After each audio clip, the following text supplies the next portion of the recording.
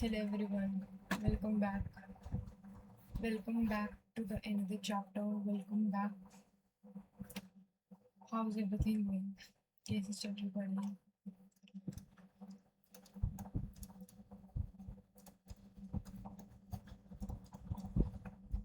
How's your how's your studies going? Are you solving MCQ? Are you are you solving some case-based study questions? Are you reading the material? Are you reading the material? Are you reading the theory? If yes, very good. If no, why कर लो. Don't procrastinate. Procrastinate doesn't give you result. It will never give a result. Never. पढ़ लो. Study for few hours. At least 2, 3, 4 hours days का daily पढ़ लो. आपको paper से एकदम पहले you don't need to study for so many time, so many hours. आज 3, 4 hours पढ़ लोगे तो ज़्यादा देर नहीं पढ़ने की जरूरत पड़ेगी. So I request you to read the material you have, solve the MCQ material you have, understand the concept which I am teaching in the class, read it after the class, solve all the MCQs from that particular topic after the class, and ask me doubt जो भी आपको doubt लगे. ठीक है. सो हम लोगों ने अब तक अपना सेक्शन एफ जो था हमारा पार्ट 1 का वो पूरा कंप्लीट कर लिया फुल फ्लेज. उसके अंदर हमने सारे के सारे कॉन्सेप्ट को बहुत अच्छे से समझा था. क्या कॉन्सेप्ट था स्टार्टिंग से लेकर एंड तक. और उसके अंदर मैंने data analytics, information system, technology enable financial information और ट्रांजैक्शन साइकिल्स वगैरह, डेटाबेस मैनेजमेंट, वो सारा हमने 4 टॉपिक्स में डिवाइड करा था और हमने सारा का सारा वो पढ़ लिया. कंप्लीट हो चुका है वो हमारा. अगर आप लोगों ने नहीं देखा तो go and watch those videos. I will mention the link in the description box, and I will also mention the Telegram link in the description box. उसे add क्योंकि I am posting the MCQs for both part 1 and part 2. For part 1 and part 2, and all the links of the videos, all the links of the videos and कुछ भी important stuff होगा for your exams, I will be sharing that particular Telegram group. So please join that Telegram group. अगर आप daily के अगर MCQs में 5 MCQs भी दोनों पार्ट्स के पोस्ट करते हो, अगर आप डेली एक्स्ट्रा 5 MCQs भी कर लेते हो और क्या पता आपने वो MCQs नहीं सॉल्व कर रहे हो तो they will definitely add value.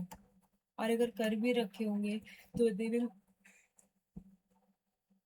Help you to understand, to memorize, help you to revise everything again. So join the Telegram group. I am posting MCQs for part 1 and part 2 daily. And I'm also posting the all the important notes, or I would say any questions or any tricky questions, anything in that, all the information, updated information in that particular group. So join it and get the benefit of it. And after watching the video, if you face any doubt, if you are having any doubt, please contact on the number given below, 807 66 8709. ठीक है. चलो. सो हम लोग क्या कर रहे थे. हम लोगों ने अब तक करा CMA US part 1 का सेक्शन F वो हमने कंप्लीट कर दिया. Now we are starting our section E, that is corporate governance. इसका क्या है फर्स्ट. ठीक है. So let's proceed. इसका नाम है इंटरनल कंट्रोल. इस चैप्टर का नेम है हमारा internal control. What is the meaning of internal control. what is the meaning of internal control? For any company, what is the meaning of internal control?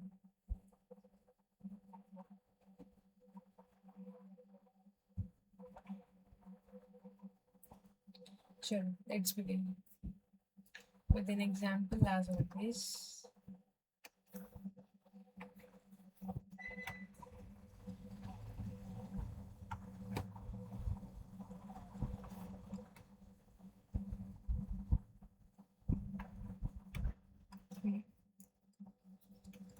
Internal control. What is the meaning of internal control? Internal matlab within the company, within the organization, within the organization.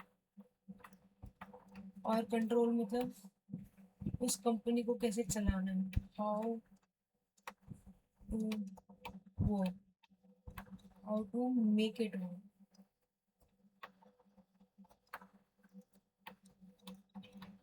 इसको बोलते हैं internal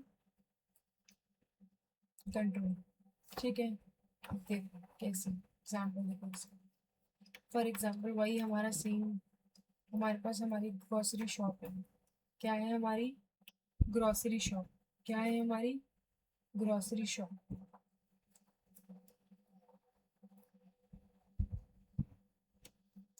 ठीक है, हमारी क्या है grocery shop है.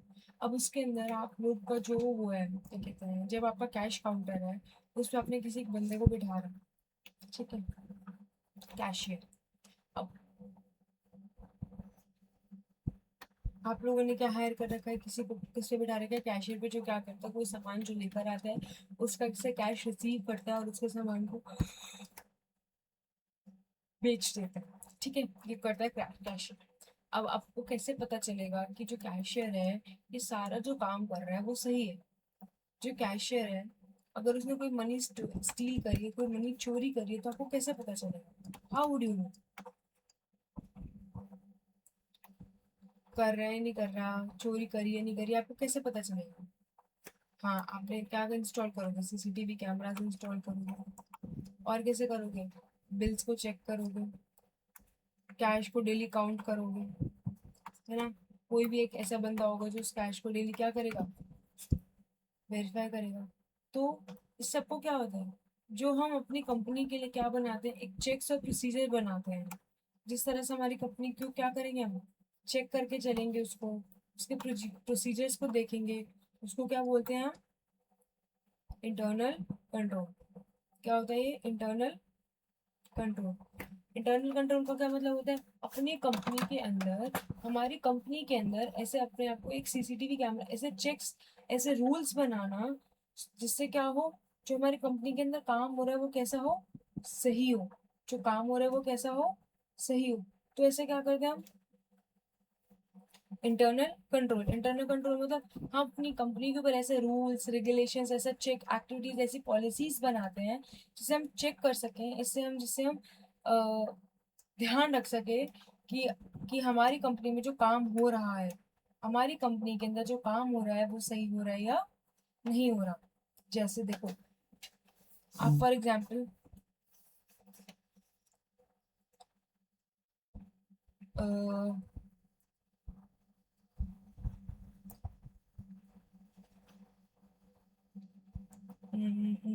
जैसे देखो, हाँ, कंपनी है. ठीक है, उसके अंदर कोई भी कंपनी के अंदर एक हमारा एक अलग सेल्स डिपार्टमेंट होता है, अलग परचेज डिपार्टमेंट होता है, एक अलग प्रोडक्शन डिपार्टमेंट होता है ना. एक अलग इन्वेंट्री डिपार्टमेंट होता है, एक अलग एचआर डिपार्टमेंट होता है, एक अलग, सारे अलग अलग डिपार्टमेंट होते हैं. हम ऐसे क्यों करके चलते हैं, why do we do this? अगर हम सारा काम अगर एक ही बंदे को दे देंगे, अगर सारा सामान हम एक ही बंदे को दे देंगे, तो कोई भी काम जो होगा वो सही से नहीं होगा. मे बी हम उस काम के ऊपर क्या नहीं कर पाएंगे, चेक नहीं रख पाएंगे. क्यों? जो सेल्स वाले ने रिकॉर्ड किया है, सेल्स वाले बंदे ने रिकॉर्ड करा है कि इतने 10,000 क्वांटिटी सेल हुई है, वो एक ही डिपार्टमेंट है जो क्या मैनेज कर रहा है, परचेज मैनेज कर रहा है. वही है हमारा सेल्स मैनेज कर रहा है, वही हमारे प्रोडक्शन मैनेज कर रहा है. सब कुछ अगर एक वही बंदा कर रहा है तो हमको पता ही नहीं चलेगा अगर उसमें से कुछ चोरी भी हो रही है तो। लेकिन अगर हमारे को सब अलग अलग बंदा कर रहा है, सेल्स डिपार्टमेंट अलग है, परचेज डिपार्टमेंट अलग है, प्रोडक्शन डिपार्टमेंट, सब सारे डिपार्टमेंट अलग है, तो अगर बीच में कोई वेरिएंस आएगा, अगर कोई बीच में डिफरेंस आएगा, तो हम क्या करेंगे, हमें पता चल जाएगा कि हमारा कुछ ना कुछ डिफरेंस है, कुछ ना कुछ कहीं ना कहीं गड़बड़ी है। इसको बोलते हैं इंटरनल कंट्रोल। इंटरनल, फिर इसके अंदर हमने ऐसा क्या काम किया, हमने सारे के अलग अलग डिपार्टमेंट्स बना दिए, है ना। हमने डिपार्टमेंट्स को बोला, उसके अंदर एक ऐसा हेड बना दिया जो क्या करता है, चेक करता है, वेरीफाई करता है। फिर उसके बाद हमने कैसा, इनका भी एक फाइनेंस हेड रख दिया, जो इन सबके डेटा को क्या करता है, लेता है और कंसोलिडेट करता है और मैच करता है कि कोई वेरिएंसेस आ रहा है या नहीं आ रहा। हम चेक करते हैं कि कोई डिफरेंस आ रहा है या नहीं आ रहा। ठीक है, तो क्या करा कंपनी ने, ऐसे पॉलिसीज, ऐसे रूल्स, ऐसे सेट ऑफ एक्टिविटीज करे जिससे हम कंपनी पे क्या कर सकते हैं, कंट्रोल कर सकते हैं।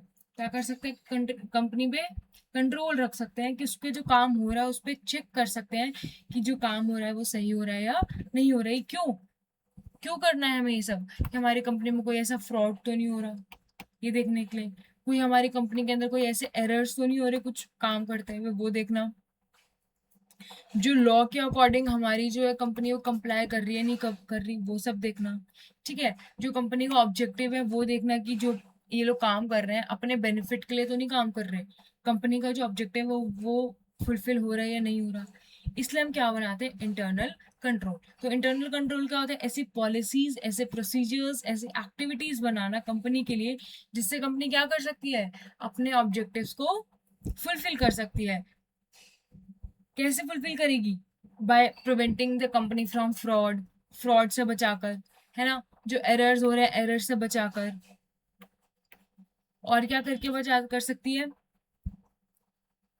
ऐसे फाइनेंशियल्स बना सकते हैं जिससे लोग क्या करें, जिस पर रिलायबल करें, विश्वास कर सके। और क्या कर सकती है, ऐसे लॉज वगैरह बना सकते हैं जिससे कंपनी क्या कर सकते हैं, complying with laws and regulations. ठीक है, तो इंटरनल कंट्रोल क्या होता है, तो कॉर्पोरेट गवर्नेंस क्या होता है। अब ठीक है, इंटरनल कंट्रोल समझ आ गया। ठीक है, इसका एक है कॉर्पोरेट गवर्नेंस, ये भी यही होता है। कॉर्पोरेट गवर्नेंस मतलब हम ऐसे रूल्स, ऐसे रेगुलेशंस, ऐसे बना रहे कंपनी के लिए जिससे कंपनी क्या कर सके, फेयरली ढंग से काम कर सके, जैसे मैंने अभी आपको बताया, रिलायबल लोग कर सके, फ्रॉड वगैरह ना हो, वो सब। ठीक है, देखो पढ़ो क्या लिखा है। Corporate governance is how the company is controlled and manage. How corporate governance क्या करती है, बताती है कि कंपनी कैसे मैनेज होगी। How it includes rules, laws, policies and procedures that guides the business. The goal is to ensure that company operates fairly, ethically and best interest of everyone involved. ठीक है, अब इसके लिए कौन रिस्पॉन्सिबल होता है, अब स्कूल के अंदर कोई भी कुछ काम कर रहा है, अब आपका स्कूल है, ठीक है, अब स्कूल के अंदर इमेजिन करो आपके पास एक स्कूल है, इमेजिन करो आपका क्या है, स्कूल। ठीक है, स्कूल क्या हो गई, हमारी एक ऑर्गेनाइजेशन हो गई।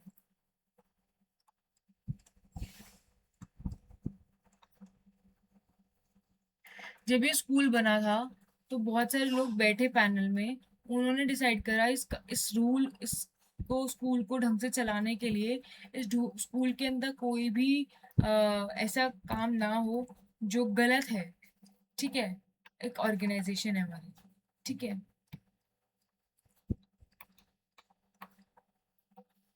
तो उन्होंने क्या करा, एक रूल्स और ऐसे प्रोसीजर्स वगैरह बनाए, रूल्स प्रोसीजर्स वगैरह बनाए जिससे क्या हो सके,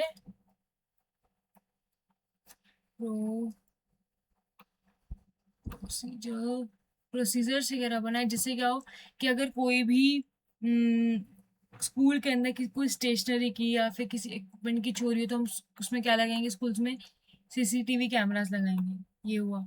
फिर क्या हुआ, हमने क्या बनाई, एक फ्लोर कोऑर्डिनेटर्स बनाई।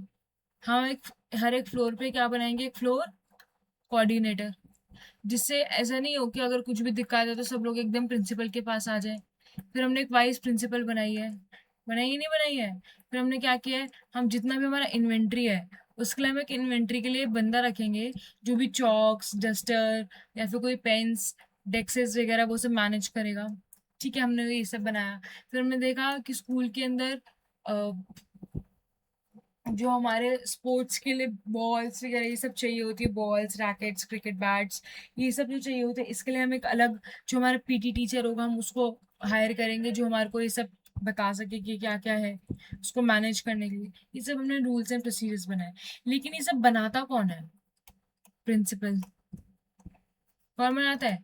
प्रिंसिपल हो गई और टीचर्स वगैरह हो गए, है ना। ऐसे देखो कंपनी में कौन होता है? Who is responsible?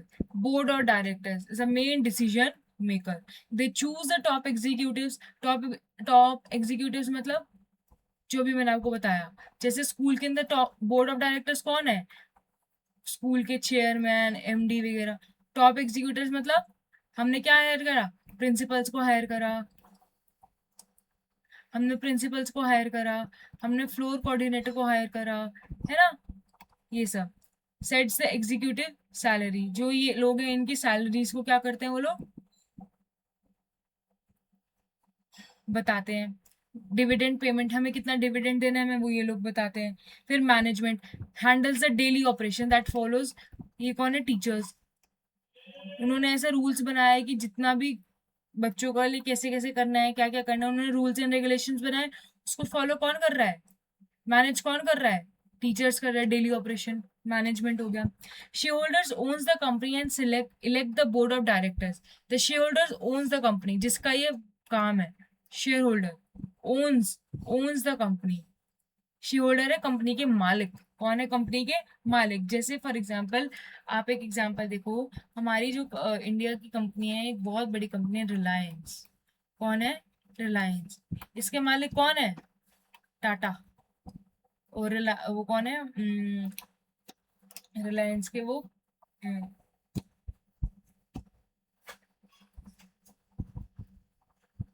रिलायंस के वो तो मुकेश अंबानी।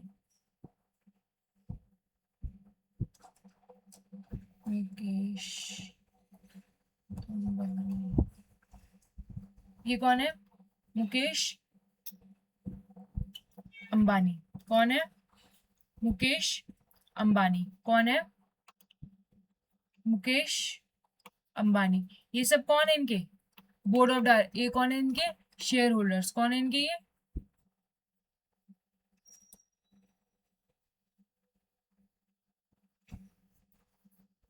ये कौन है? इनके बड़े बड़े लोग जो ये काम कर रहे हैं। अब मुकेश अंबानी क्या है? मुकेश अंबानी इनका हेड है, ठीक है। लेकिन इनके शेयर होल्डर्स कौन है?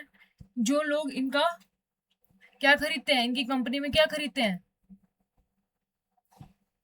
शेयर्स खरीदते हैं।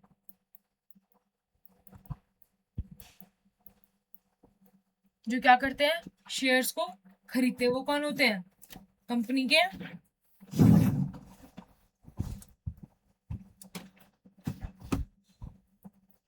शेयर्स को खरीदते हैं, ठीक है। वो कौन होते हैं? हमारे शेयर होल्डर्स। वो कौन होते हैं? Share holders. वो कौन होते हैं? हम्म तो वो कौन होते हैं? हमारे शेयर होल्डर्स। शेयर होल्डर्स कौन होते हैं? इस कंपनी के ओनर्स, ठीक है। उसके बाद वो कौन इलेक्ट करते हैं? Board of directors. वो कौन इलेक्ट करते हैं? Board of directors. फिर वो कौन अपॉइंट करते हैं? सीईओ। और मैनेजमेंट कैसे काम होगा? फिर कंपनी काम करती है। तो बेसिकली शेयर होल्डर कौन होता है? शेयर होल्डर होता है जिसने कंपनी के शेयर्स को क्या किया है? परचेज किया, अपना पैसा उस चीज में लगाया है, उसको बोलते हैं शेयर होल्डर। कौन होता है शेयर होल्डर? जिसने अपना पैसा इसमें लगाया है उसको बोलते हैं शेयर होल्डर। उनको क्या बोलते हैं? शेयर होल्डर, ठीक है। देखो क्या है, देखो the share holder owns the company and elects the board of director to represent their interest. While the profits matter most, some shareholders care about ethical and responsible business practices. कुछ का motive होता है, क्या होता है? Profit. और कुछ का क्या होता है? किसी चीज पे ध्यान देना, हमारा जो काम हो रहा है वो एथिकल हो रहा है नहीं हो रहा, सही से हो रहा है नहीं हो रहा, एज पर लॉज हो रहा है नहीं हो रहा, कुछ ऐसा तो नहीं हो रहा अगर हम प्रॉफिट जनरेट करते हुए जो एथिकल नहीं है, अगेंस्ट द रूल्स वगैरह तो नहीं है वो सब। वाई कॉर्पोरेट गवर्नेंस इज जरूरी? हमें ऐसे रूल्स प्रोसीजर्स क्यों बनाने पड़ते हैं? अगर हमको कुछ भी ऑर्गेनाइजेशन चलानी है, कोई भी हमें ऑर्गेनाइजेशंस को वर्क करना है, तो हमें क्यों जरूरी है? वाई कॉर्पोरेट गवर्नेंस इज जरूरी? वाई वाई हमें ऐसे कॉर्पोरेट कॉर्पोरेट मतलब कंपनी कंपनी को गवर्न करने के लिए, कंपनी को चलाने के लिए हमें क्यों बनाने हैं रूल्स? कॉर्पोरेट मतलब कंपनी और गवर्नेंस मतलब उसको चलाने के लिए रूल्स। ठीक है, उसको रूल्स रेगुलेशंस प्रोसीजर्स ये क्यों चाहिए? वाई? क्या हो जिससे कंपनी फेयरली काम कर सके? ऐसा ना हो कि अगर मेरी कंपनी के अंदर मेरे पास ज्यादा शेयर है तो मुझे ज्यादा बेनिफिट दे रही है, या मेरे लिए कोई ऐसा इंटरनल बेनिफिट दे रही है हमको। ऐसा ना हो। हमारी जो कंपनी है वो कैसे काम कर सके? ट्रांसपेरेंटली, ट्रांसपेरेंसी हो उसमें, वो किसी के लिए बायस्ड नहीं है, वो क्या नहीं है, किसी पे भी बायस्ड नहीं है, वो सब पे सही से जैसा काम हो रहा है सबके साथ वैसे ही काम हो रहा है। ऐसा नहीं कि जो बड़े बड़े मोटे मोटे लोग हैं जो ज्यादा पैसे इन्वेस्ट किए उनके साथ ज्यादा अच्छा हो रहा है, ऐसा नहीं हो रहा है।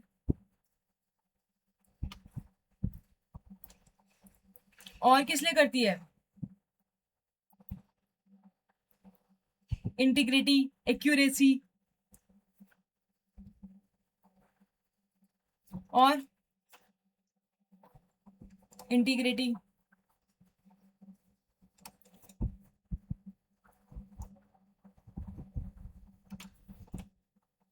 हमारी कंपनी के अंदर जो कुछ फ्रॉड हो रहा है उसे प्रिवेंट करने के लिए, है ना। अकाउंटेबिलिटी, अकाउंटेबिलिटी, अकाउंटेबिलिटी का क्या मतलब होता है? आंसरेबिलिटी। अगर किसी ने कुछ करा तो उसके लिए कौन जिम्मेदार होगा?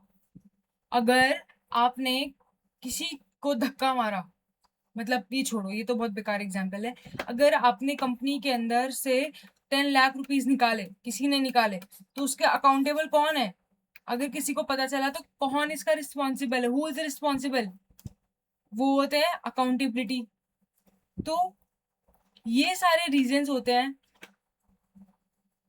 किस लिए हमें कॉर्पोरेट गवर्नेंस चाहिए। देखने के लिए हमारी कंपनी में जो काम हो रहा है वो फेयरली हो रहा है नहीं हो रहा, जो कंपनी में काम हो रहा है वो ट्रांसपेरेंसी से हो रहा है नहीं हो रहा, ऐसा तो नहीं किसी के साथ बायस्ड है ना। अब हमारी कंपनी का क्या बिल्ड करने के लिए लोग हमारी कंपनी में ज्यादा पैसा इन्वेस्ट करें, तो क्या बिल्ड करने के लिए? ट्रस्ट बिल्ड करने के लिए।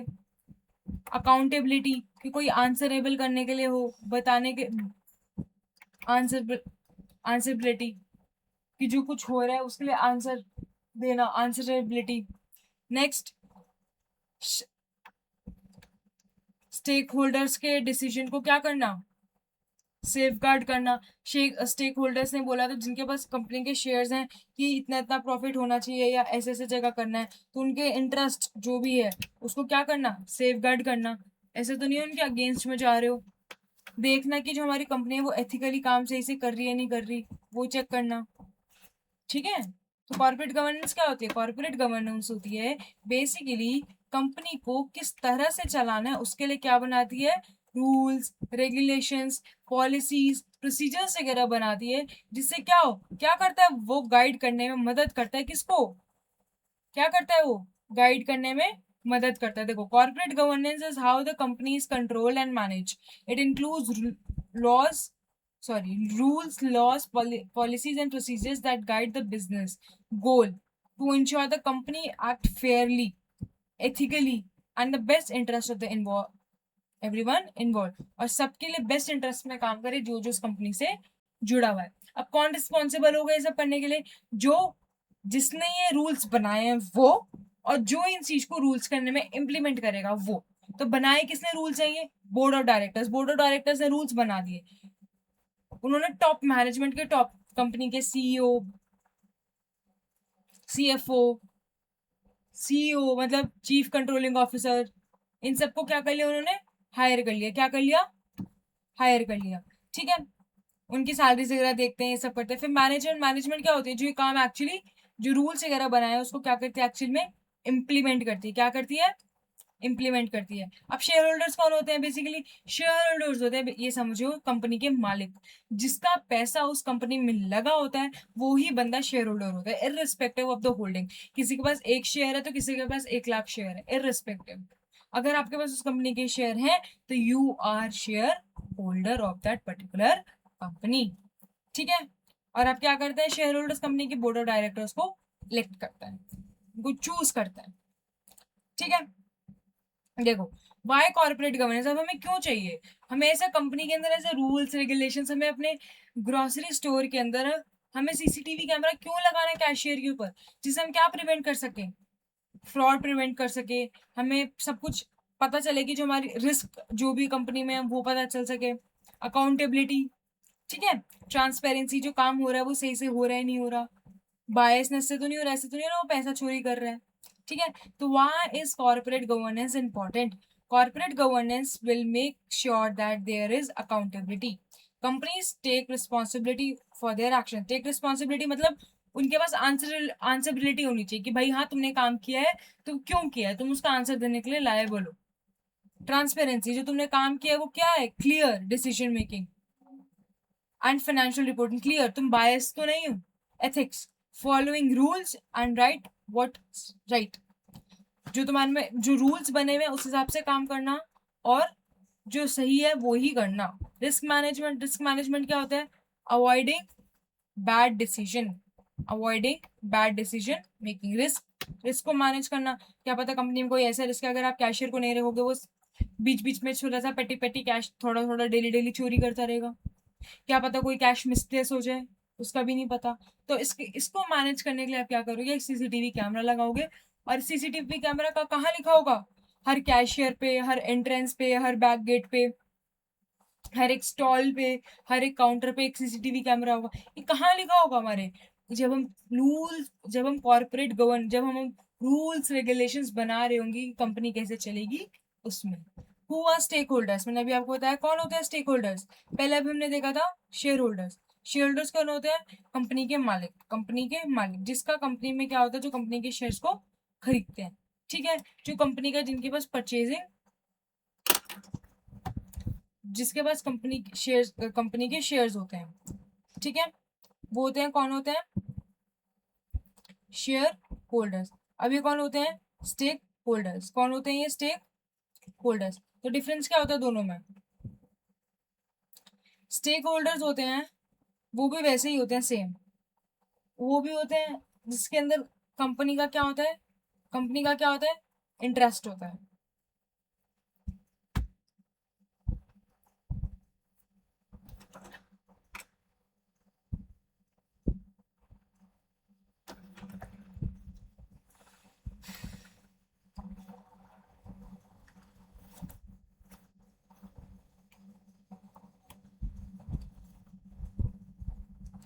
स्टेक होल्डर्स, स्टेक होल्डर्स कौन होते हैं, स्टेक होल्डर्स और शेयर होल्डर्स। अभी मैंने बताया शेयर होल्डर्स कौन होते हैं, कंपनी के मालिक, ओनर। ये क्या होते हैं, कंपनी के, इनके पास क्या होते हैं, शेयर्स होते हैं। क्या होते हैं, शेयर्स होते हैं। कौन होते हैं ये, ओनर्स होते हैं। इनके पास कंपनी के क्या होते हैं, ये अपना पैसा इन्वेस्ट करते हैं तो कंपनी में इनका पैसा इसमें क्या होता है, इन्वेस्ट मनी। और स्टेक होल्डर्स कौन होते हैं, स्टेक होल्डर्स वो सेट ऑफ पीपल होते हैं जिसको कंपनी के कुछ भी काम होने से अफेक्ट होता है। क्या होते हैं ये लोग, अफेक्ट होते हैं, इनके डिसीजन क्या होते हैं, अफेक्टेड बाय द कंपनी। ये कौन है, अफेक्टेड बाय द कंपनी। ये जरूरी नहीं है कि इन्होंने कंपनी के अंदर इन्वेस्ट कर रखा हो या नहीं कर रखा, अपना पैसा लगा रखा हो या मे नॉट इन्वेस्टेड, ठीक है, इन्वेस्टेड, ठीक है।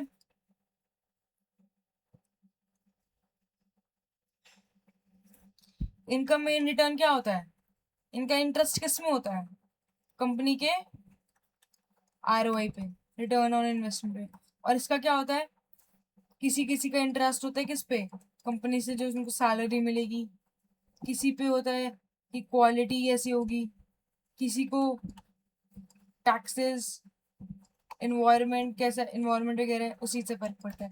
तो बेसिकली शेयर होल्डर्स होते हैं, शेयर होल्डर्स होते हैं जो कंपनी के मालिक होते हैं। मालिक का मतलब है जिसने उस कंपनी में पैसा लगाया, उसको बोलते हैं शेयर होल्डर्स, ठीक है। और स्टेक होल्डर्स क्या होते हैं, स्टेक होल्डर्स वो पीपल होते हैं, वो लोग होते हैं कंपनी के जिसमें, जिसका कंपनी से डिसीजन, या जिससे कंपनी अगर कुछ ऐसा डिसीजन लेंगे तो उससे क्या होता है, उनका डिसीजन इफेक्ट होता है।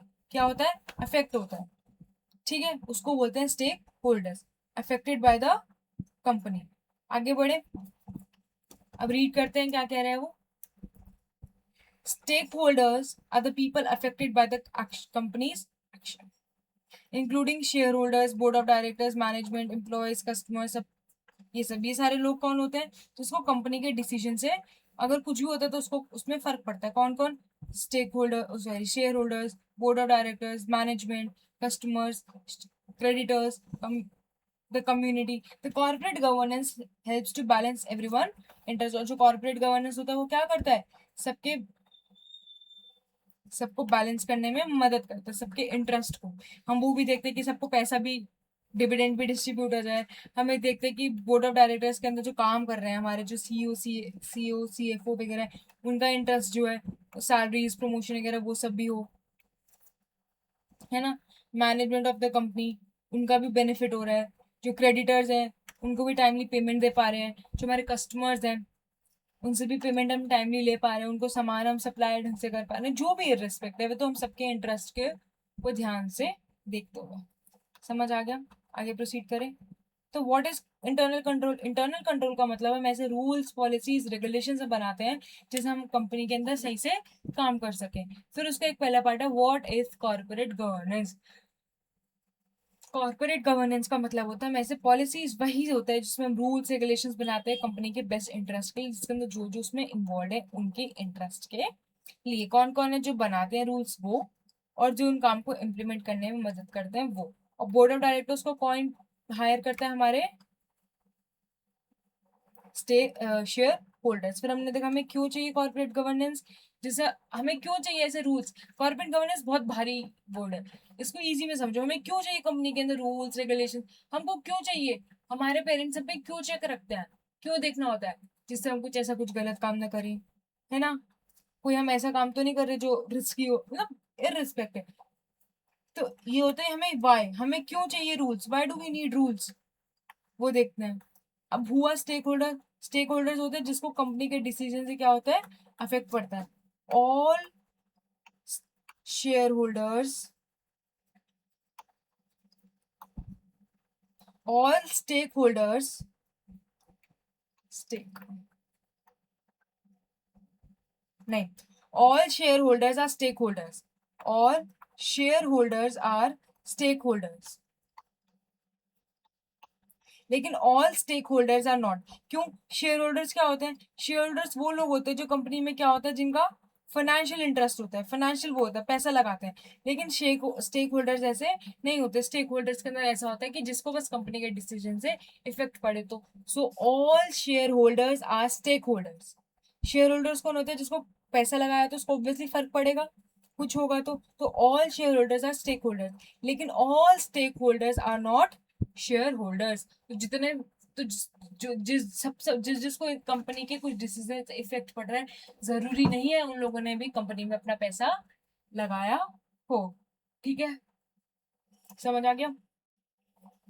आगे, की influences on corporate governance. Company value, what the company believes in, strategies. की इन्फ्लुएंसेस, अब क्या क्या होते हैं वो, कंपनी की वैल्यूज देखना, उसके लिए प्रोसीजर्स बनाना, उसके लिए पॉलिसीज बनाना, उसके लिए वैल्यूज बनाना, स्ट्रैटेजीज बनाना कि कैसे अपने गोल को हम अचीव करेंगे. पॉलिसीज मतलब रूल्स बनाना जो एक्सेप्टेबल बिहेवियर है. प्रोसीजर्स मतलब ऐसे डेली ऑपरेशंस जो हम क्या करेंगे, कैरी आउट करेंगे. तो corporate governance is a system, rules and decisions that ensure company is fairly, transparently and responsibly. क्या हम देखेंगे जो कंपनी हमारी मैनेज हो रही है वो कैसे हो रही है, फेयरली, अनबायसली, ट्रांसपेरेंटली, अनबायसली, फेयरली, ट्रांसपेरेंटली, वही रिस्पॉन्सिबिलिटी जिस तरह से होनी चाहिए उस तरह से हो रही. नेक्स्ट देखो डिफरेंस कॉर्पोरेट गवर्नेंस और इंटरनल कंट्रोल का. कॉर्पोरेट गवर्नेंस होता है पूरा, ओवरऑल पूरा अम्ब्रेला होता है. और इंटरनल कंट्रोल होता है किसी एक ऑर्गेनाइजेशन को, किसी एक डिपार्टमेंट को, ऑर्गेनाइजेशन के एक डिपार्टमेंट को जो डेली एक्टिविटीज कैसे करनी है उसको बोलते हैं इंटरनल कंट्रोल. और कॉर्पोरेट गवर्नेंस होता है जो हम सबके लिए बनाते हैं. ठीक है, देखो कॉर्पोरेट गवर्नेंस क्या होती है. Corporate governance is rules, policies and procedure processes that guides how a company is managed and controlled. और internal control क्या होता है? Processes and procedure used to ensure the accuracy, security and efficiency in the operations, operation मतलब daily operations, daily कैसे काम होगा वो देखता है कौन, हमारा इंटरनल कंट्रोल। नेक्स्ट क्या है, पर्पस, पर्पस क्या है कॉर्पोरेट गवर्नेंस का, to ensure transparency, accountability, ethical decision etcetera. और इंटरनल कंट्रोल का क्या है, फ्रॉड को प्रिवेंट कैसे करे, एरर को प्रिवेंट कैसे करे, इनएफिशिएंसीज, कंप्लायंसेस, पॉलिसीज को कैसे करेंगे। फोकस क्या होता है, big picture, oversight, ensuring the company run in the best interest of stakeholders. और इंटरनल कंट्रोल का क्या है, operational level that helps to accurate corporate governance. Responsibility क्या होती है, बोर्ड ऑफ डायरेक्टर्स, किसकी रिस्पॉन्सिबिलिटी है corporate governance, board of director and top executive. और जो डेली डेली काम कर रहा है, जो एक्चुअली इंप्लीमेंट कर रहा है, वो किसकी रिस्पॉन्सिबिलिटी होती है, इंटरनल कंट्रोल की। तो management and employees under the boards oversight. समझ आ गया। स्कोप क्या होता है, तो क्या क्या कितना फैला हुआ है, it covers all company strategy, risk management and ethical behaviour. समझ आया। और इंटरनल कंट्रोल होता है, हम विद इन द डिपार्टमेंट देखते हैं, मैंने आपको वही बताया, जो आपका वो है क्या कहते हैं, क्या है, कॉर्पोरेट गवर्नेंस है, वो आपका पूरी ऑर्गेनाइजेशन के लिए, वो क्या है, पूरी ऑर्गेनाइजेशन के लिए, किसके लिए है वो, पूरी ऑर्गेनाइजेशन के लिए, पूरी ऑर्गेनाइजेशन के लिए ये है कॉर्पोरेट गवर्नेंस। लेकिन जो उसके अंदर बहुत सारे डिपार्टमेंट है, और पर्टिकुलर एक डिपार्टमेंट के लिए क्या है, इसको बोलते हैं इंटरनल कंट्रोल। ठीक है, आपने पूरी कंपनी के लिए बनाया, उसके लिए कौन बनाएगा, हमारी स्कूल की प्रिंसिपल। लेकिन सिर्फ मैथ्स वाले डिपार्टमेंट के लिए कौन बनाएगा, हमारे मैथ्स के एचओडीज वगैरह, मैथ्स के टीचर्स वगैरह। तो ये होता है इंटरनल कंट्रोल। और पूरे कंपनी के लिए क्या है, प्रिंसिपल। जैसे इसमें कौन है, बोर्ड ऑफ डायरेक्टर्स है ना, और इसके लिए कौन है, हमारी मैनेजमेंट जो इम्प्लीमेंट करेगा। अगर बोर्ड प्रिंसिपल ने एक वो बनाया है कि जो भी मैथ्स का पीरियड होगा, तो आपको हर चीज को एक्सप्लेन करनी है, फॉर्मूला को आपको एकदम खोल खोल के बताना है। आपको बताना है कि वो फॉर्मूला कहाँ से ड्राइव हुआ, ड्राफ्ट हुआ, ये बताना है, उसको अच्छे से कंप्यूट करके बताना है। फिर उन्होंने बोला कि आपको जो भी है उसको सबके सारी बुक के एग्जाम्पल सॉल्व करवाने हैं। फिर बताया कि उन्होंने आपको पीपीटी से पढ़ाना है, ये सब करना है। ये सब रूल्स बनाए किसने, प्रिंसिपल ने। इसको इम्प्लीमेंट और ये सब कौन करेगा, हमारे इंटरनल कंट्रोल, मैथ्स के टीचर्स, हमारे मैथ्स के डिपार्टमेंट, है ना। तो यही है internal control of corporate governance. Scope समझ आ गया। नेक्स्ट एग्जांपल, स्कोप, स्कोप क्या है, check overall company strategies, risk management and ethical behaviour. और उसमें कौन करता है इंटरनल कंट्रोल में, it involves check and procedures within the department to manage the financial and operational risk. ठीक है, next example, setting executives compensation, ensuring ethical business practices and protecting shareholders interest, implementing approvals procedures for the payment, requiring audit, use the access control to prevent fraud। समझ आ गया। आगे बढ़े। अब क्या कह रहा है ये देखो, corporate governance is overall framework for managing the company, while internal control is a part of it that ensures daily operations run smoothly and securely। समझ आ गया। कॉर्पोरेट गवर्नेंस देखता है कि पूरी कंपनी कैसे मैनेज होगी ओवरऑल, और वेयर एज हमारे इंटरनल कंट्रोल है वो क्या देखता है, हमारे डेली ऑपरेशंस कैसे स्मूथली और चलेंगे। Next, corporate governance and agency problem. क्या होता है corporate governance and agency problem, पहले इसको फटाफट समझ लेते हैं, उसके बाद इसको देखेंगे, रीड करके text. Corporate governance and agency problem. Corporate governance क्या होती है, ऐसे रूल्स, ऐसे रेगुलेशंस, ऐसे पॉलिसीज, ऐसे प्रोसीजर्स बनाना जिससे क्या कर सके, कंपनी कैसे चलेगी, how the company will work, how कैसे बनाना, हाउ द कंपनी विल। समझ आ गया। इसको बोलते हैं कॉर्पोरेट गवर्नेंस, जो बताता है कि काम कैसे होगा, इसको बोलते हैं कॉर्पोरेट गवर्नेंस। ठीक है, जैसे जो कंपनी है वो एथिकली होनी चाहिए, सही से काम करनी चाहिए, ट्रांसपेरेंटली करनी चाहिए, ये सब हमें बताता है कॉर्पोरेट गवर्नेंस। अब क्या है एजेंसी प्रॉब्लम? एजेंसी प्रॉब्लम क्या होती है? कंपनी के अंदर, कंपनी के अंदर कौन कौन होता है? हमारे बोर्ड ऑफ डायरेक्टर्स होते हैं, हमारे एजेंसी प्रॉब्लम, कंपनी के अंदर कौन कौन होते हैं? हमारे शेयर होल्डर्स होते हैं, हमारे बोर्ड ऑफ डायरेक्टर्स होते हैं, और कौन होते हैं? हमारे मैनेजर्स होते हैं जो क्या करते हैं? मैनेजमेंट का काम देखते हैं। होते हैं नहीं होते? होते हैं। तो ये सब कंपनी के क्या एजेंट्स हैं। अब इसमें क्या प्रॉब्लम आती है? हर किसी का एक अपना पर्सनल रीजन होता है किसी भी कंपनी को ज्वाइन करने का। होता है या नहीं होता? होता है। अब जैसे मैंने अगर फॉर एग्जाम्पल कोई कंपनी ज्वाइन करी है तो मेरे एक अलग रीजन होगा। आप लोगों ने कंपनी ज्वाइन करी, आप लोगों का एक अलग मोटिव होगा। आप लोगों का मोटिव होगा कि मुझे यहाँ से सबसे ज्यादा प्रॉफिट लेना है। मेरा मेरा मोटिव होगा यहाँ पे आने का कि मुझे यहाँ से सबसे ज्यादा वो चाहिए, क्या कहते हैं, रिकॉग्निशन चाहिए। मेरा अलग मोटिव है, मेरे अलग पर्सनल रीजन है, आपका अलग पर्सनल रीजन है। ठीक है। अब लेकिन एजेंसी प्रॉब्लम में होता क्या है? एजेंट, हम सब कंपनी के क्या है? एजेंट्स हैं। हम लोग कंपनी के क्या है? एजेंट्स हैं।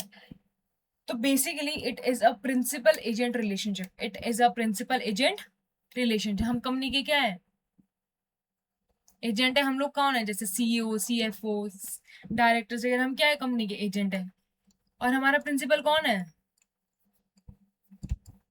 Share holders. जिस नाम इलेक्ट किया वो हमारे शेयर होल्डर है। और इसके एजेंट्स कौन है? जो इसके लिए काम कर रहे हैं, जैसे सीईओ, सीएफओ, मैनेजर, है ना? यही हुआ ना, डायरेक्टर कंपनी का, ये सब एक्सेट्रा। ठीक है। अब होता क्या है, शेयर होल्डर्स बैठ के डेली डेली कंपनी का काम तो नहीं कर सकते। वो डेली डेली ऑपरेशंस तो कंपनी के नहीं देख सकते। तो उसके लिए किसको वो हायर करते हैं? प्रोफेशनल्स को हायर करते हैं जो ये उनके लिए बिहाफ पे काम करते हैं। इसको बोलते हैं एजेंसी। ठीक है, agency. This is known as agency relationship. This is known as agency relationship. ठीक है। The relationship between the principal and agents is known as agency problem. समझ आ गया? आगे प्रोसीड करें। अब एजेंसी प्रॉब्लम होता क्या है? एजेंसी प्रॉब्लम होता है जब सब लोगों का अलग अलग क्या होता है? इंटरेस्ट होता है कंपनी में। क्या होता है? इंटरेस्ट होता है। जैसे मैंने अभी आपको बताया, अब शेयर होल्डर्स है, शेयर होल्डर्स का क्या इंटरेस्ट होगा? मैक्सिमम डिविडेंड, कि हमें कंपनी में सबसे ज्यादा प्रॉफिट हो, मैक्सिमम डिविडेंड हो। और और जो हमारे एजेंट्स है, जैसे हमारी कंपनी के मैनेजर्स हैं, सीईओ, सीएफओ, वो एक उनका अलग वो होगा।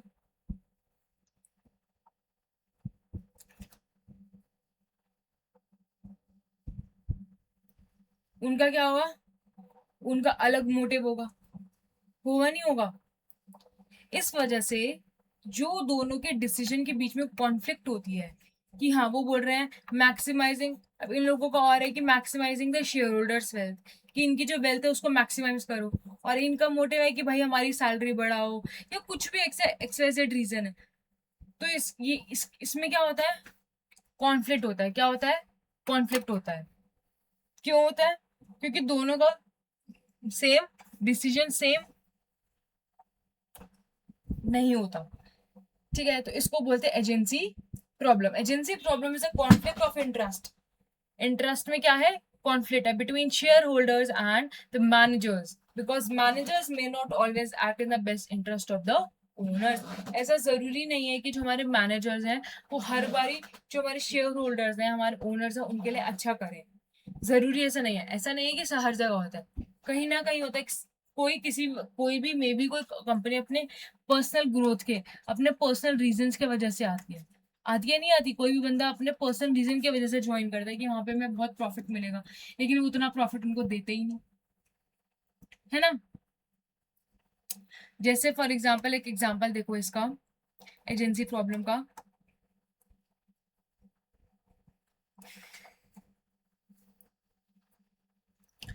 एग्जाम्पल देखो, जैसे एक कंपनी है एबीसी लिमिटेड। ठीक है, जिसके अंदर थाउजेंड्स ऑफ शेयर होल्डर्स, बहुत सारे लोगों ने इसमें पैसा इन्वेस्ट कर रखा है। ठीक है, उन लोगों ने टोटल 100 करोड़ पैसे क्या कर रखा है, इन्वेस्ट कर रखा है। क्या कर रखा है उसमें, 100 करोड़ पैसा इन्वेस्ट कर रखा है। ठीक है, अब सारे शेयर होल्डर्स मिलके तो मैनेज नहीं कर सकते, इसलिए उन्होंने किसको हायर कर लिया, एक सीईओ को हायर कर रखा है। किसको हायर कर रखा है, सीईओ को हायर कर रखा है। अब उन लोगों ने हायर करा हुआ क्यों, क्योंकि उनकी वेल्थ को इंक्रीज कर दे, उसके लिए प्रॉफिट क्या कर दे, मैक्सिमाइज कर दे।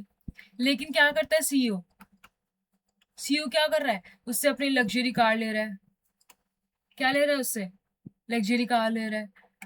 ट्रैवलिंग पे अननेसेसरी पैसा खर्च कर रहा है अब्रॉड जाकर। और क्या कर रहा है, अपने आप को बहुत सारे बोनसेस पे कर रहा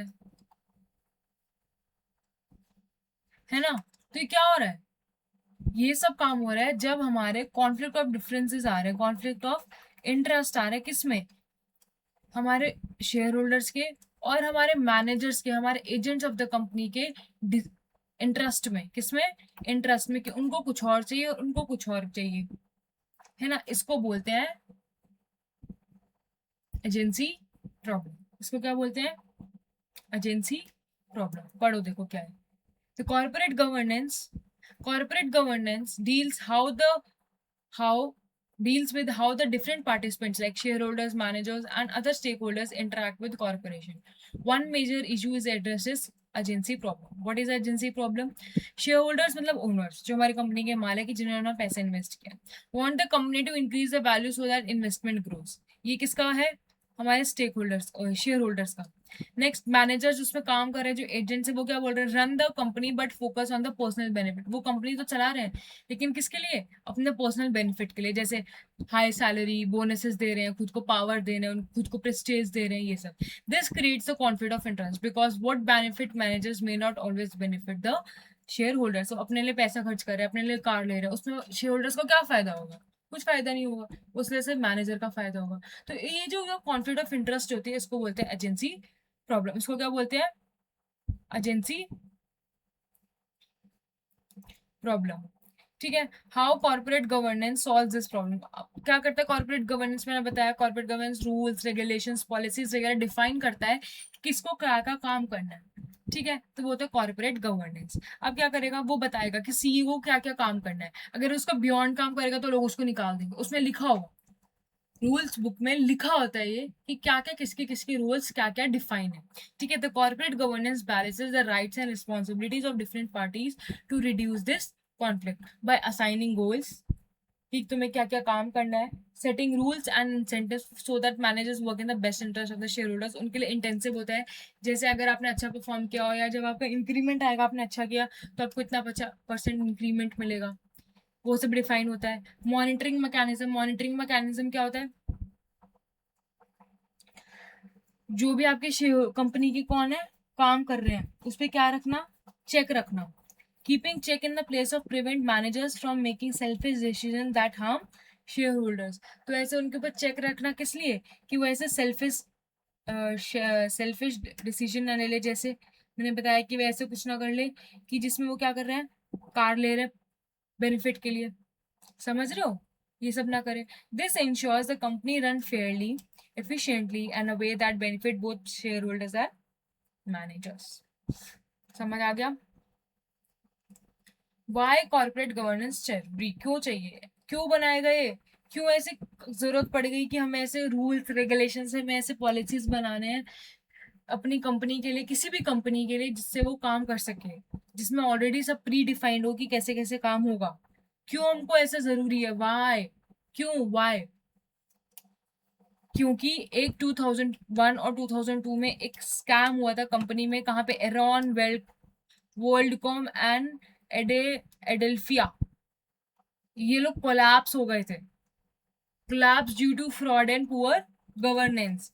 उनके अंदर पता नहीं था उनको कि कैसे कैसे काम होगा, और उन पे फ्रॉड हुआ और वो कोलैप्स हो गए।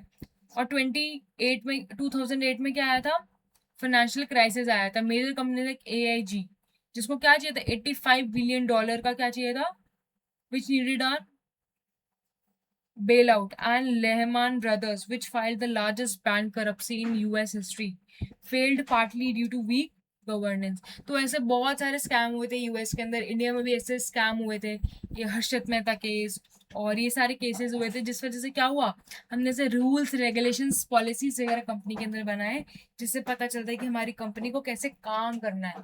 सबके रूल्स डिफाइन होते हैं, सबके रोल्स डिफाइन होते हैं, सबकी पॉलिसीज लिखी होती कि कैसे कैसे होगा, हायरिंग कैसे होगी, हर कुछ सब कुछ जो कंपनी में जैसे काम होता है सब ऑलरेडी प्री डिफाइंड है हमारी बुक्स के अंदर. ठीक है, इसको बोलते हैं कॉर्पोरेट गवर्नेंस. क्यों जरूरी था, इसी वजह से कि ये जो सब हो रहा था ये सब सही नहीं था, ये जब जो हुआ ये सही नहीं था. अगर ऐसे ही होता रहता तो सारी कंपनीज कोलैप्स कर जाती, कुछ भी काम एथिकली नहीं होता, किसी को भी बेनिफिट नहीं होगा. तो इन सबको इम्प्रूव करने के लिए, सबको ठीक करने के लिए क्या करा, ऐसे रूल्स रेगुलेशंस बनाए गए, इसको नाम दिया गया कॉर्पोरेट गवर्नेंस. ठीक है, ये भी मैंने देख लिया. फिर की लेसन्स देखो. Corporate governance is essential world wide, not just in US but everywhere. अभी मैंने आपको बताया कि ऐसा नहीं कि सिर्फ यूएस में ऐसा हुआ है, इंडिया में भी हर्षद मेहता केस और भी बहुत सारे केसेस हुए हैं. ठीक है, उसके लिए next, poor governance leads to huge financial losses. Enron alone wiped out over $16 billion in shareholders' wealth. बहुत फाइनेंशियल लॉस भी होता है अगर ढंग से रूल्स रेगुलेशंस वगैरह नहीं बनाते, तो क्या होता है, फाइनेंशियल लॉस. ऑब्वियसली अभी हमने पढ़ा कि क्यों जरूरी है, fraud, risk, transparency, accountability, fairness, ये सब हमने देखा ना, तो इसलिए जरूरी है. Next,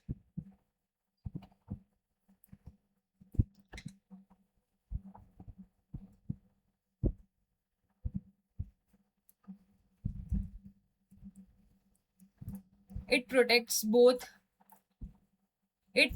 both investors and the economy. When the companies fail due to bad governance, the entire economy suffers. अगर कोई कंपनी जब फेल होती है तो पूरी इकोनॉमी को सफर करना पड़ता है. ठीक है, पूरे सिस्टम को करना पड़ता है. Corporate governance is not just a set of rules, is deeply connected to the internal controls, risk management, ensure the companies operate ethically, transparently and sustainably. ठीक है, समझ आ गया, आगे बढ़े. How is corporate governance related to risk management, risk assessment and internal control? What is the meaning of corporate governance? हमने समझ लिया. रिस्क असेसमेंट क्या होता है, रिस्क मैनेजमेंट क्या होता है, इंटरनल कंट्रोल क्या होता है. रिस्क असेसमेंट का मतलब होता है रिस्क को असेस करना, देखना. बेसिकली रिस्क असेसमेंट का होता है, चलो इसको पढ़ते हैं क्या होता है रिस्क असेसमेंट का मतलब.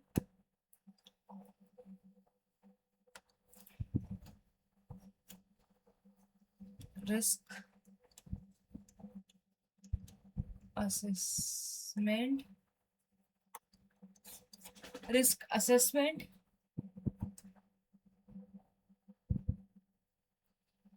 risk management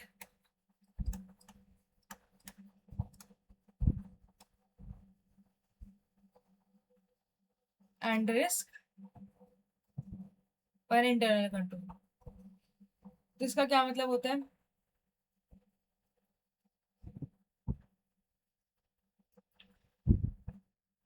हमने देखा जो हमारे कॉर्पोरेट गवर्नेंस है, क्या देखा हमने, जो हमारी कॉर्पोरेट गवर्नेंस है वो क्या है, क्या है वो अम्ब्रेला है. वो क्या है, जो कंपनी को क्या करती है, गाइड करती है, प्रोटेक्ट करती है, बताती है कि हमारी कंपनी में कैसे रिस्क असेसमेंट होना चाहिए, हम कंपनी में जब रिस्क आएगा उसको कैसे मैनेज करना है, हमारी कंपनी में क्या करना है, हमारी कंपनी के इंटरनल कंट्रोल्स क्या होंगे, सब कुछ चीजें कैसे करती है, हमारी कंपनी को प्रोटेक्ट करती है कि कंपनी को कैसे बचाए. ठीक है, ये सब कौन करता है, कॉर्पोरेट गवर्नेंस. कौन करता है ये, कॉर्पोरेट गवर्नेंस. तो कॉर्पोरेट गवर्नेंस क्या होती है, उनको डायरेक्शंस, ऐसे रूल्स. तो कॉर्पोरेट गवर्नेंस क्या करता है, ऐसे डायरेक्शंस, ऐसे एथिक्स, और अब कंपनी पे ओवरसाइट करता है, देखता है अपनी कंपनी के लिए कि कैसे कैसे काम होना चाहिए। ठीक है, रिस्क मैनेजमेंट क्या होता है?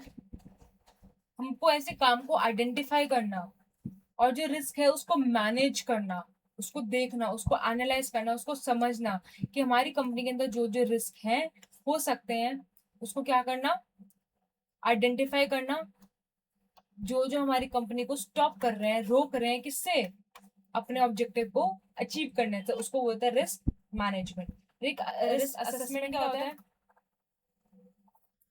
रिस्क असेसमेंट होता है कोई भी कैसा स्पेसिफिक रिस्क, कोई भी स्पेसिफिक रिस्क को एनालाइज करना, उसको समझना, जो हमारे डिसीजन को क्या कर रहे हैं, इम्पैक्ट कर रहा है, impact and decides which risk needs attention. देखना जो हमने रिस्क निकाले हैं उसमें से कौन सा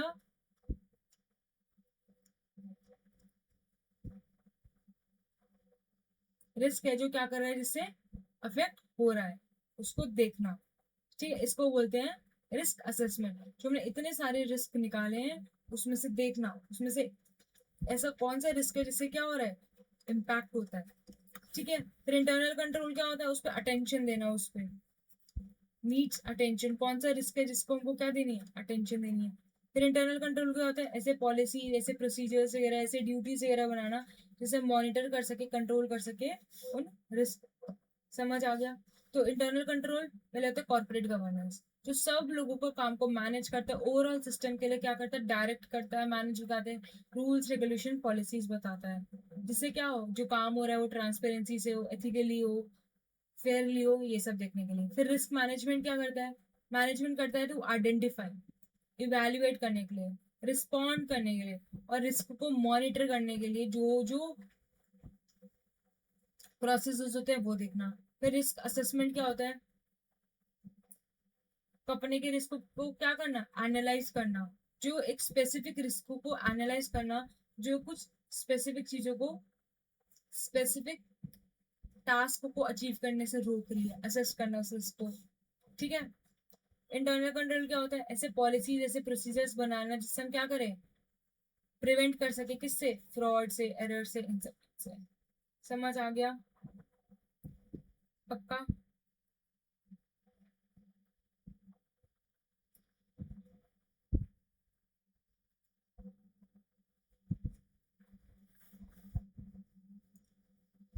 आगे बढ़े?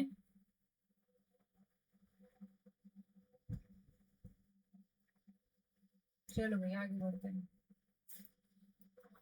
तो एक नोट है उसको लिख लो, वन लाइनर, जिससे इजी रहेगा।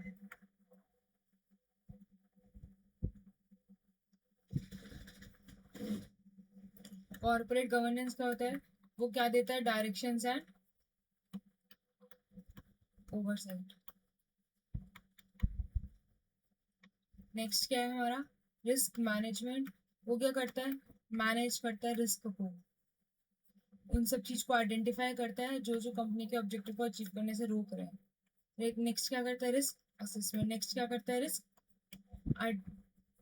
असेसमेंट। वो क्या करता है, identification, identifying and evaluating some specific risk.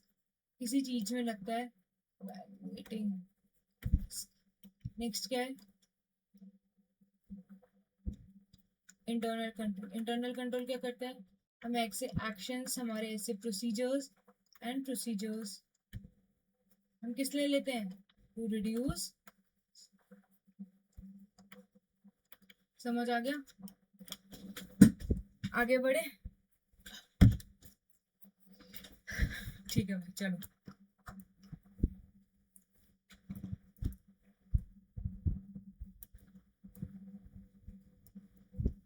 देखो, corporate governance, risk management, and internal control are deeply interconnected and ensure dependent on each other, ensure the company runs effectively and responsibly. Corporate governance sets the foundation. क्या करता है, वो foundation को set करता है कि कैसे कैसे काम होगा। कॉर्पोरेट गवर्नेंस डिफाइंस करता है rules, responsibilities for the key players in the company, the board of directors and the executive management responsible for creating the implementing the business strategies. Foundation, the risk consideration in business strategy, when company sets the business strategies, एक बार set हो गई कि कैसे कैसे करना है. The board and management consider risk that could impact the company success. क्या क्या इम्पैक्ट कर सकता है, what could impact, what could impact, वो सब देखना. These risk be financial, operational, regulatory and reputational. Financial मतलब पैसों से रिलेटेड, ऑपरेशनल मतलब daily day to day activities जो हम करते हैं, ऑपरेशन हमारे काम धंधा के अकॉर्डिंग. रेगुलेटरी कोई ऐसे रूल्स रेगुलेशंस लॉ के अगेंस्ट तो नहीं जा रहे. रेपुटेशन मतलब हमारी कंपनी के रेपुटेशन से तो खराब नहीं हो रही. तो risk management requires a proper risk assessment. अब हम जब रिस्क को मैनेज करेंगे उसको क्या चाहिए, असेसमेंट, उसको देखना, उसको एनालाइज करना. तो company needs a structured process to identify, to assess and manage risk. The company assessment helps the company to understand the potential threats and their impact on the business operation. उसके बाद हम क्या करना, risk को assess करना, risk को देखना कि क्या क्या हो सकता है, उससे क्या क्या इम्पैक्ट हो सकता है, उससे क्या क्या थ्रेट्स हो सकते हैं हमारे इसमें.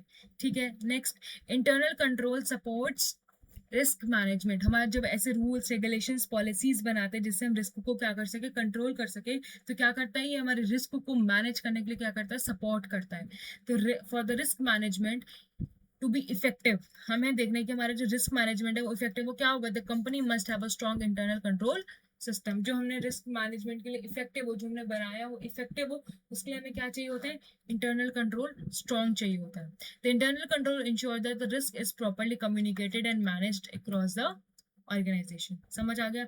Internal audit role in corporate. अब इंटरनल ऑडिट क्या होता है, इंटरनल ऑडिट होता है जो भी काम अंदर हो रहा होता है कंपनी के अंदर उसको ऑडिट करते हैं कौन, इंटरनल ऑडिटर्स. ऐसे प्रोफेशनल्स होते हैं जो क्या करते हैं, सब चेक रखते हैं.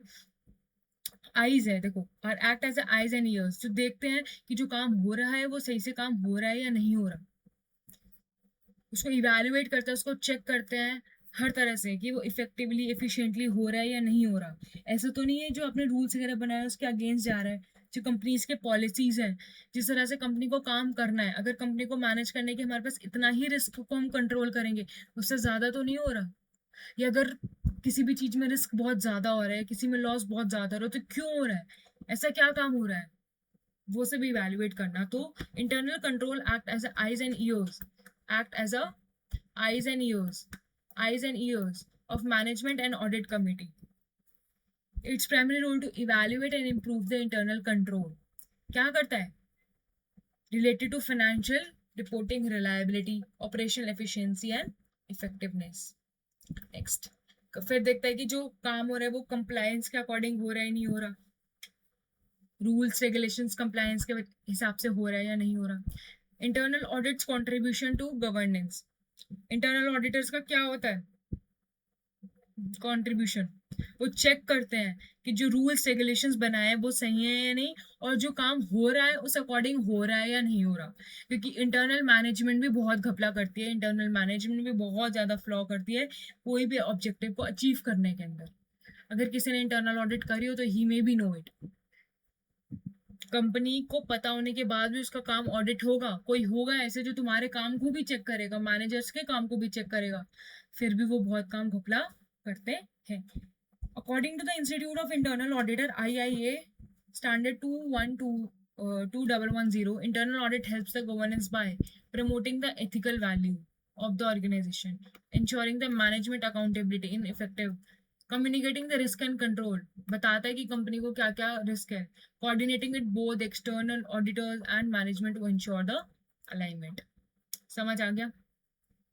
Conclusion क्या है, corporate governance, risk management and internal control work together to keep this company stable, ethical and well managed. Without proper governance, the risk management and control cannot function effectively.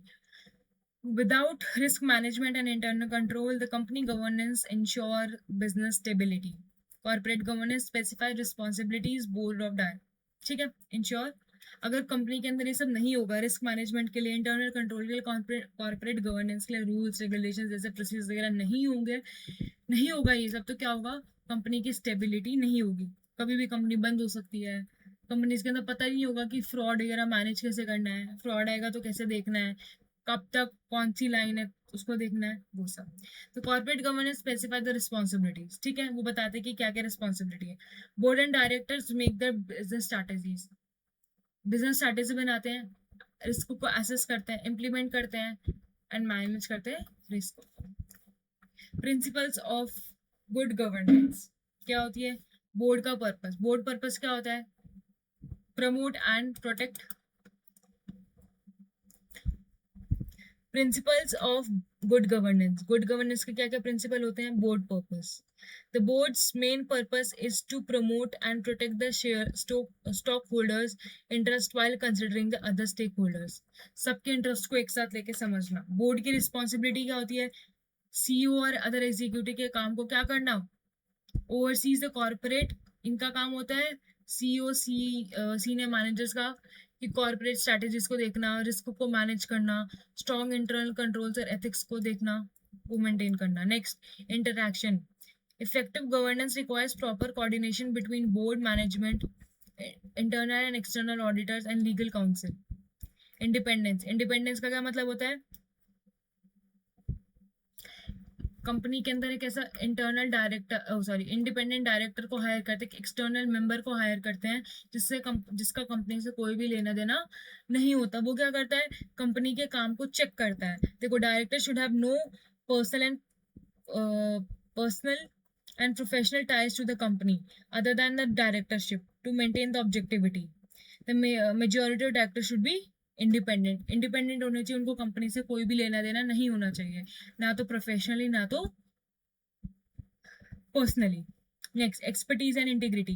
जो directors होने चाहिए, director should have industry business governance mix किस कैसे होनी चाहिए? उसमें high integrity होनी चाहिए, ठीक है।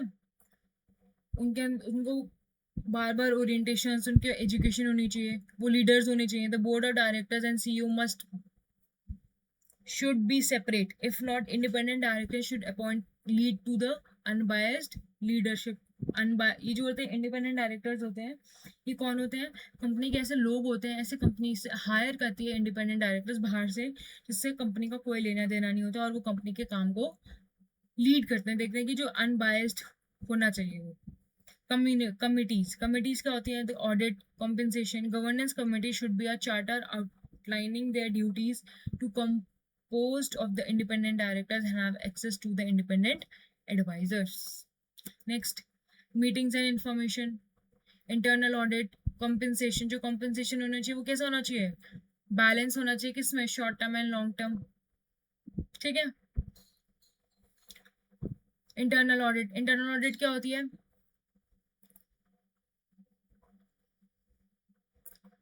must have a full-time internal audit function reporting directly to the audit committee, ठीक है। Publishing the internal control reports to the stake holders. जो हमारे इंटरनल कंट्रोल की रिपोर्ट्स है, मतलब हमने इवेल्युएट करा कि हमारा मार्केटिंग डिपार्टमेंट कैसा काम कर रहा है, हमारा फाइनेंस डिपार्टमेंट कैसे काम कर रहा है, उन सब की रिपोर्ट्स को हमें ऑडिट कमेटी को देना है। किसको देना है? ऑडिट कमेटी को देना है। Evaluation, the business should annual conduct the annual performance evaluations of the CEO, board committees, ये सबको देखना एंड ड्राइव द चेंजेस जो होने चाहिए। Proxy access, the share holder should have the proxy processes to nominate the board candidates ensuring the fair representation the अगर कोई भी proxies लोग आते हैं उनको देखना कि कौन कौन कैसे कैसे आते हैं। disclosure, the company should make a transparent and timely disclosure of the proxy statement, financial reports and the release the financial performance, executive compensation। इस सब का हमारे को क्या होना चाहिए? डिस्क्लोजर होना चाहिए। डिस्क्लोजर मतलब सब कुछ खुले में बताना होना चाहिए, रिटर्न होना चाहिए। Compensation, short term and long term मैंने बताया, इंटरनल ऑडिट बताया। Meetings and information, board and committee should meet frequently and have the unrestricted asset information personal and regularly. हमारी जो उनके बीच में कॉन्वर्सेशन होनी चाहिए, मीटिंग्स वगैरह होनी चाहिए, वो कैसी होनी चाहिए? रेगुलरली होनी चाहिए, है ना, फ्रीक्वेंटली होनी चाहिए, जिससे क्या हो, जो भी सेशंस है वो सब रेगुलरली होने चाहिए, जिससे वो डिसीजन वगैरह सही से ले सके। तो दीज और are the good principles of corporate governance के। हमारा बोर्ड का पर्पस क्या होता है? हमारी बोर्ड की रिस्पॉन्सिबिलिटी डिफाइन, हमारे को इंडिपेंडेंस, जो कंपनी के लिए हमको इंडिपेंडेंट डायरेक्टर, हमारी कंपनी के अंदर इंडिपेंडेंस होना चाहिए। एक्सपर्टीज, इंटीग्रिटी देखते हैं हम। लीडरशिप होना चाहिए, लीडरशिप के लिए हमको क्या, इंडिपेंडेंट डायरेक्टर को हम हायर कर रहे हैं। हमारे में जो कमिटीज होनी चाहिए उसको हम देख रहे हैं। फिर मीटिंग्स इन्फॉर्मेशन, ऐसे मीटिंग्स कंडक्ट कर रहे हैं after every interval. Compensation, internal control, disclosure, proxy access, evaluation, हम ये सब देख रहे हैं। तो इसका क्या मतलब है? प्रिंसिपल्स जो हमारे अच्छे कॉर्पोरेट गवर्नेंस को डिफाइन करते हैं। तो समझ आया व्हाट इज इंटरनल कंट्रोल और कॉर्पोरेट गवर्नेंस। अब हम नेक्स्ट क्लास में पढ़ेंगे what is the hierarchy of corporate governance. ठीक है, so all the very best, मिलते हैं नेक्स्ट वीडियो में। टाटा बाय बाय।